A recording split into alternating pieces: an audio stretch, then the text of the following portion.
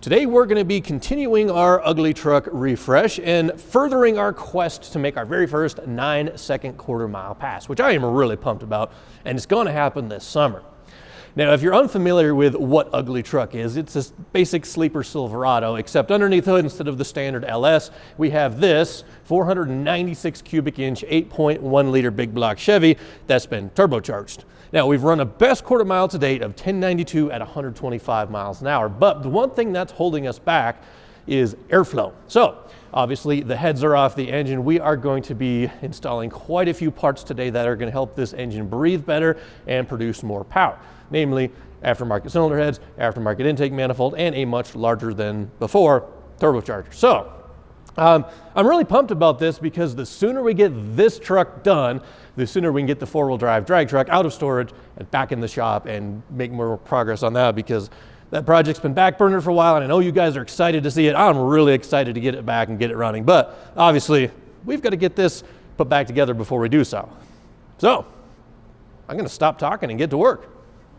All right, first things first, we're just going to get the deck surface cleaned up a little bit. I just use a flat aluminum block and some fine grit sandpaper, a little bit of penetrating oil just to kind of help clean things up. The deck surface is fairly clean. We had this engine apart probably 1,000 miles ago when I gapped the ring, so shouldn't be too bad.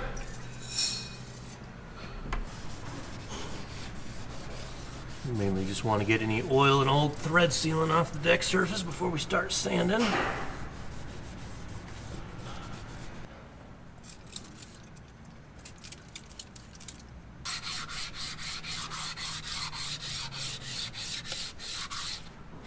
Oh, better reach.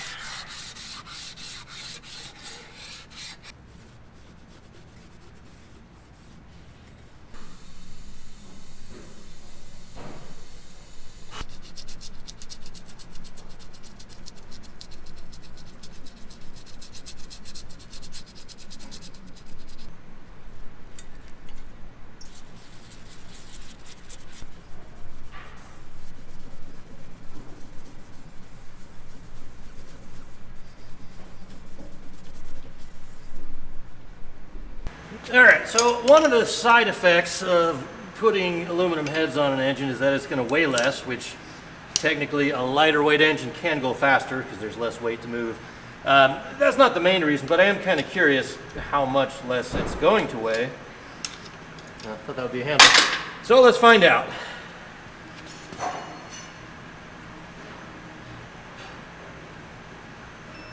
I think that says 85.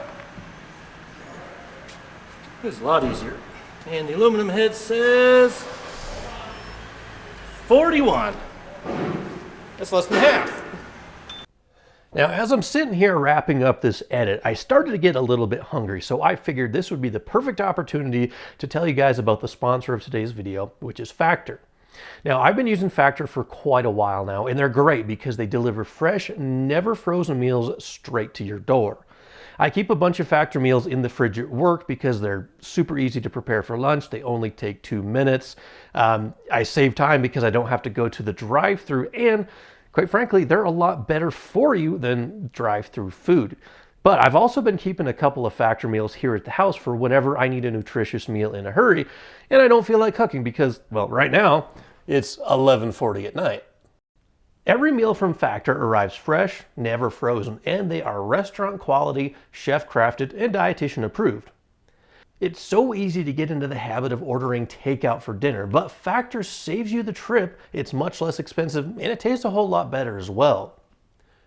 They also have more than 60 add-ons you can include, like breakfast, snacks, smoothies, juice, and more.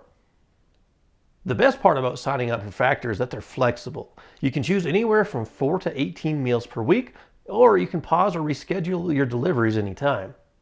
One of my goals for this year is to eat healthier, and Factor's helping me to reach those goals because it's so easy and convenient to prepare, the meals taste great, and they're healthy for you. Head to factor75.com or click the link below and use code 50Lawrence to get 50% off plus free shipping on your first Factor box. That's code 50Lawrence at factor75.com to get 50% off plus free shipping on your first box.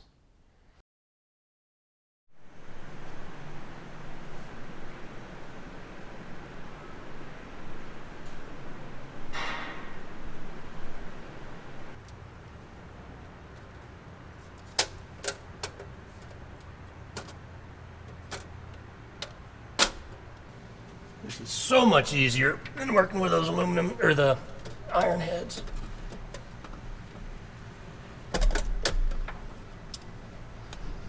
Now these do require thread sealant, but I'm just gonna put that one in dry for now to kind of make sure things hold in place.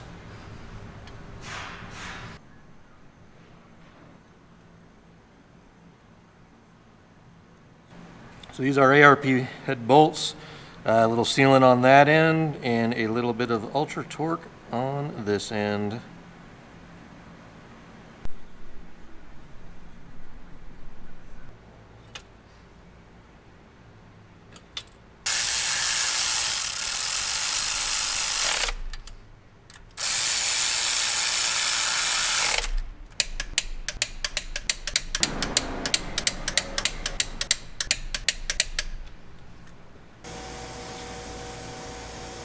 One interesting little tidbit about the 8.1, it only uses a 10 millimeter head bolt.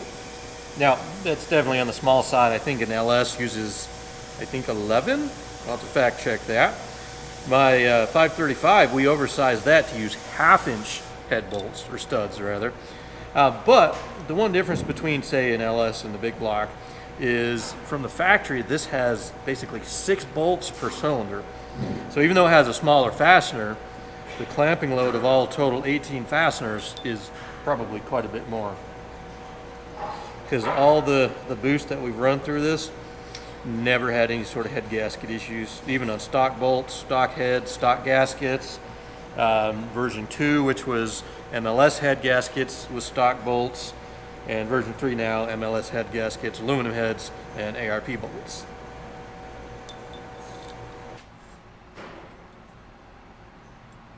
One thing you do not want to forget, these little dowel pins, they basically just help line up the cylinder head where it belongs.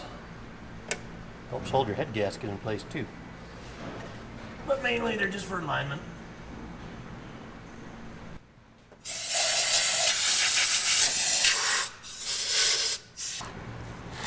I like to keep these wrapped up until the last possible second, just so we don't get any dirt in them. Also, you want to keep in mind there's different ways the head gasket can go on. You could put it on either way, but the coolant ports usually go to the back. And then when you order custom MLS head gaskets, just keep in mind they have probably a dozen different thicknesses. These are 40 thousandths compressed thickness, and the one that you choose can sort of help determine your compression ratio, your quench, and stuff like that. So don't just order the first head gaskets that you find.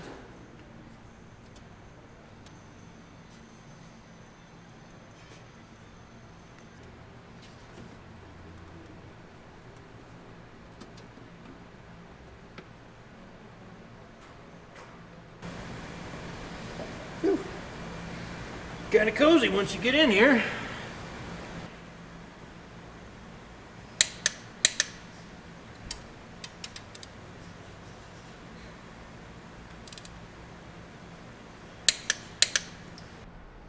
So we got both heads in place, and now it's time to start messing around with valve train.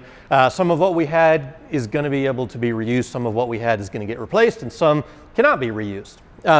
I guess we'll start with the rockers, because I showed you a few times ago how the rockers that I initially bought for the last go around, the trunnions are kind of galling into the body, and these are a little bit heavier.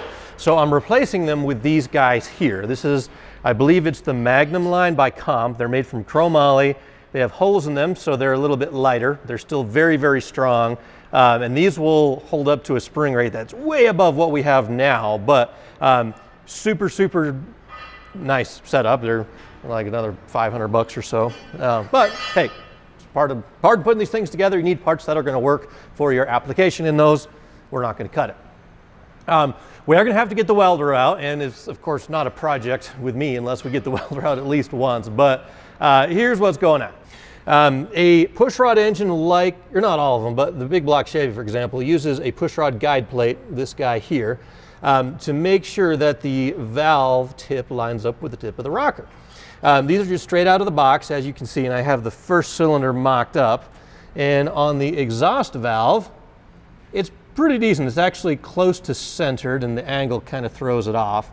But on the intake valve, if you can see it there, it is way off. It's like the roller is not even fully covering the tip of the valve. So how we are going to fix that, same method that I use on the last 8.1, and I've done this countless times, and to me it's the best way to do it. All I do is I just take the pushrod guide plate, slice it down the middle, and then what I'll do is I'll put the rocker studs in, put the pushrod in, and I'll just line everything up so the tip of the valve is perfectly lined up with the tip of the rocker. And then I'll just come in with the TIG welder and I will rejoin the guide plate together. It does add a little bit more time, but I don't really like the adjustable pushrod guide plates because they never seem to lock firmly in place, and it seems like you end up welding them anyhow. So, hey, a little bit extra work, but not a big deal. Pushrod length, I'll have to get that checked after I get all the guide plates situated, but I think the exhaust ones, after my preliminary check, the exhaust push rods look like they're about right. The intake push rods look like they might be just a little bit shorter than what I had before. Again, this is not like putting an LS together where you just put 7/400 push rods and everything and close your eyes and ignore it. We check everything, we do it right, and sometimes that means we buy more parts. But that's the way to do it. So we're going to start by just pulling out these original rocker studs. These are for the factory non-adjustable valve train, and we have some ARP studs that we're going to replace them with, like I have mocked up there, which you just saw probably.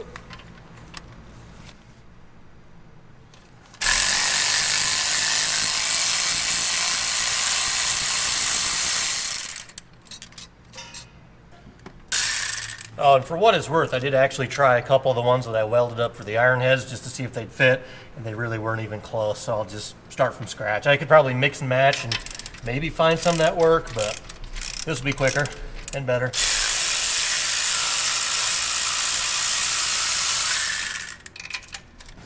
And while we're at it, we'll retrieve the rest of our ARP rocker studs.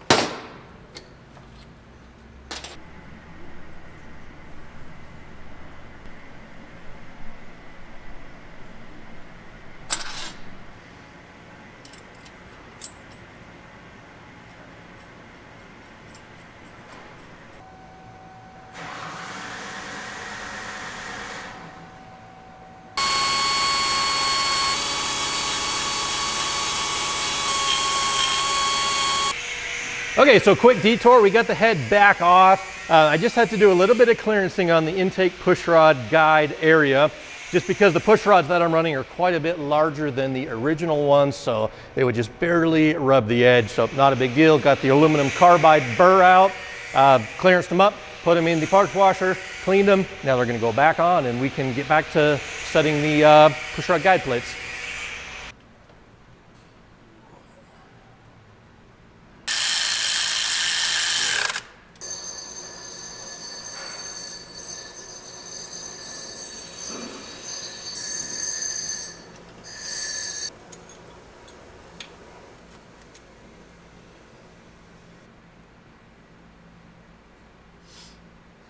So basically what I'm doing here is I've got the guide plate slightly loose so I can just twist it left and right. And I'm just making sure the little roller wheel has even play left and right to the tip of the valve. So right now I think I'm right where it needs to be. So you can see how much we had to move it to get it lined up perfectly, but now all we got to do is weld that together, and these valves, or the rockers, are in perfect alignment.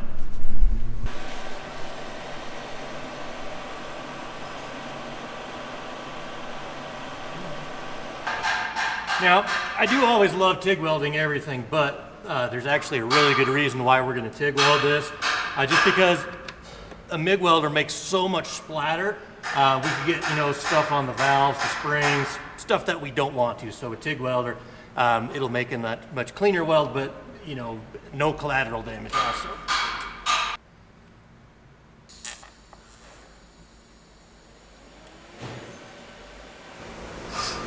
I gotta tell you guys, this is one of the things I love about engine building is just getting all this stuff fit up right. It's really satisfying for your OCD. But it's totally worth it too. I mean, yeah, this is a lot of extra steps to, you know, cut guide plates and weld them, but like this is the best solution that we could come up with, short of like a shaft mount rocker, which we are running on the 535 engine, by the way. But for like a street hydraulic roller engine like this, it's almost a necessary step. Like if your valves aren't lined up, they're not going to be stable at high RPM. You can have premature failure. So again, take the time, do it right.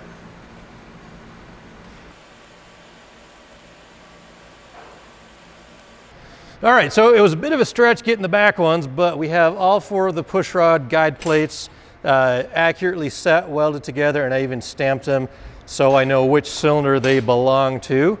Stamps are a little hard to read, but 1357 on the driver's side, 2468 on the passenger, so we'll figure out where they go. The only thing we got to do now is get a little bit of thread sealant on the bottom of our rocker studs, just because on the intake side, they do, when they drill them out, they get passed through into the intake port.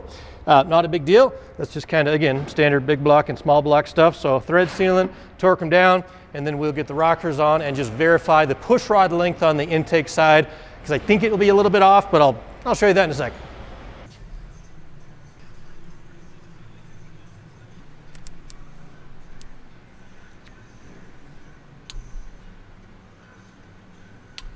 So the very last step before we put this thing together for good is to measure or verify the push rod length. Big block Chevys use a short and a long, short one for the intake, long one for the exhaust. And there's a fair chance these one will work, fair chance they won't, because every cylinder head, rocker arm, every combination is different. So the easy way to verify is as follows. Take like a Sharpie, basically just black out the tip of the valve there on both sides. And basically what we're looking for is that the rocker sweeps halfway on the valve tip. So we don't want it to be too far uphill, we don't want it to be too far downhill. So I have both lifters for cylinder number 1 on base circle. So I'll install these the same way I normally would, as if it was going together for good. So slide them on. Put our nut on until it just barely touches. We want to preload the nuts by about 3/4 of a turn-ish. So there's 1/4, half, 3/4.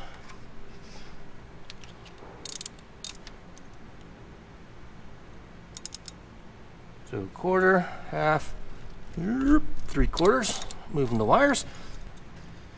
Now I've got a bar on the balancer bolt. I'm just going to rotate the engine through 1 revolution. That way each of the valves open and closes at least once. You can do 2 or 3.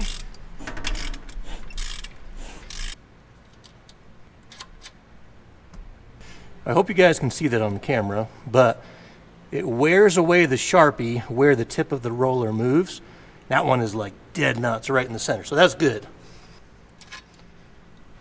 As I hope you can see, the wear pattern where this one is kind of centered is just a little bit uphill. So we need these to be a little bit longer to shift that pattern towards the center. Recoloring the valve. Put our adjustable length push rod in. Put our rocker back on. And just kind of wiggle it back and forth. And I can see it's still uphill. Now, because I'm not going to sweep it, we're only going to see the first edge. You see how narrow it is compared to how wide it is? So I want to shift that sweep just a little more. So I will extend the extendable push rod. That's about in the ballpark. We need a push rod that long. And it turns out that it is right on the money, 8.100 inches long. So I'll get a set of 8 of these on the way for the intake side. The exhaust side checks out. And then we can put, or at least that side of the engine together. I still have to take the driver's passenger side out, clearance push rod tubes and so on, but we're making progress. Also worth noting, here's the sanity check that I use. This is the full sweep width of the mark, because I know this push rod length is good. I'm happy with it. It's about 80 thousandths of an inch wide, the little sweep. So I know the starting point of the sweep with my adjustable push rod. Again, I can't run it through because they're not strong enough, but if I put my little calipers in there, use that as the starting point, that'll kind of let me know about how wide the sweep is going to be, and I'm really happy with that. That's still centered in the valve. So 8/100 is the length.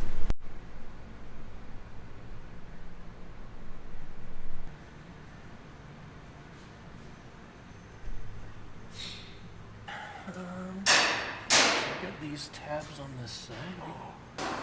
Yep, there we go.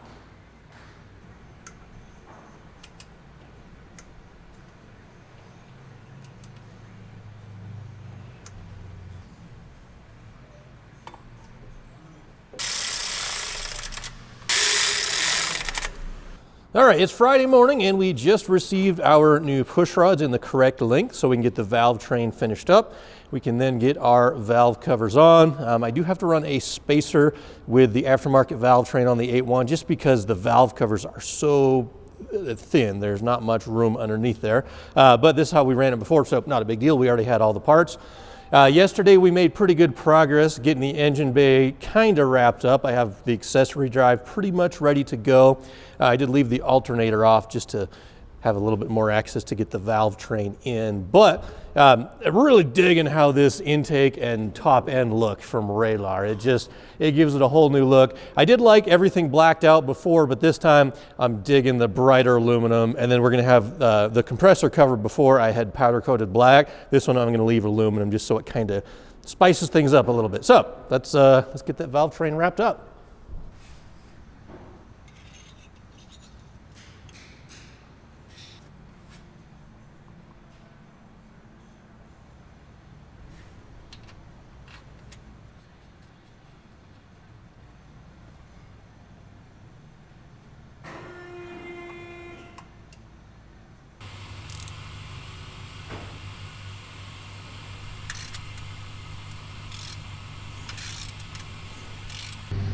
I also got these little spacers powder coated, and I used a powder coat that had a slight texture to it.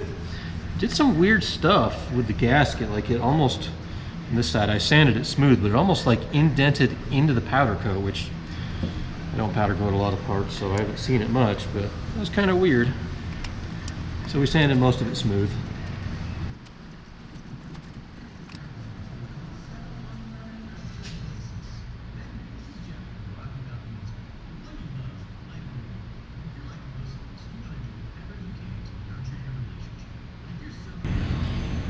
I don't even know if the scientists know how this works, but I swear, anytime you pull one of these like rubber, neoprene, whatever they are, gaskets out of something, even if you're super careful and like don't stretch them, they grow by like 25%. Just, I mean, look at that. I just pulled this out this morning to clean these valve covers. I don't know how it works. Maybe wondering, why am I reusing a gasket?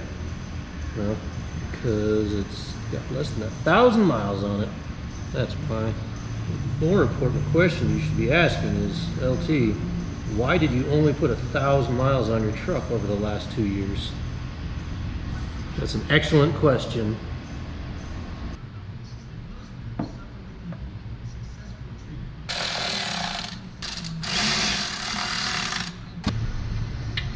I am glad that we went with the bare aluminum now after seeing this. The black and the aluminum together looks great.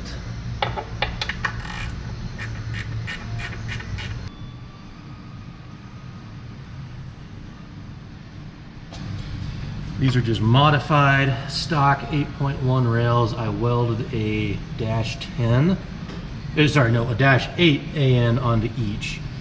-10 fuel lines up to a Y block. So we've got that and approximately 1,000 liters per hour of pump flow. So we should be able to make on that at least 1,000 horsepower at the wheels on E85. Now, will the engine hold up to that? No idea. And we do have plenty of capacity in the fuel system, or most of the fuel system, I should say. The one thing that's going to hold us back are these injectors right here, actually. On full E85 on my 1092 pass, we were at like 95% duty cycle. Actually, I take that back. That was like 70% E, so we need a little bit more injector at some point, but if I back down the ethanol content to maybe 50%, that'll get us a little more headroom, still make decent power.